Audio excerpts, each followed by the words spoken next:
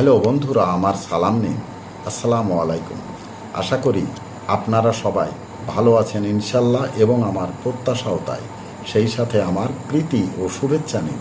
আজ এ পর্যায়ে যে বিষয়ে কথা বলবো তা হচ্ছে একজন নারী, মাতা, ভগ্নী ও পত্নী প্রভৃতি রূপ নিয়ে আমাদের মাঝে সেবার পরিচিতি লাভ করেছে।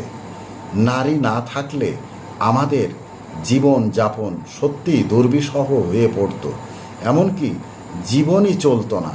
তারা কখনো মায়ের মমতায় সন্তানকে লালন পালন করছে, কখনো বোনের আদরের স্পর্শ দিয়ে ভাই বোনকে সেবা দিচ্ছে, আবার কখনো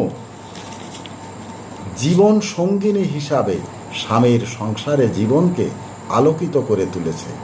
নারীর এই নিরলস সেবা পুরুষের জন্য এক অপরিসীম সংযোজন। এজন্য নারীর প্রতি ইতিবাচক দৃষ্টি রাখা উচিত, নেতিবাচক নয়।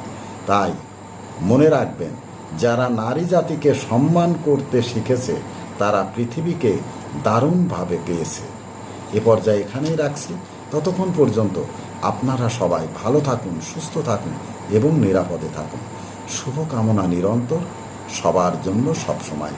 ধন্যবাদ ফেসবুক মেটা, ধন্যবাদ সকল বন্ধুসহ সবাইকে।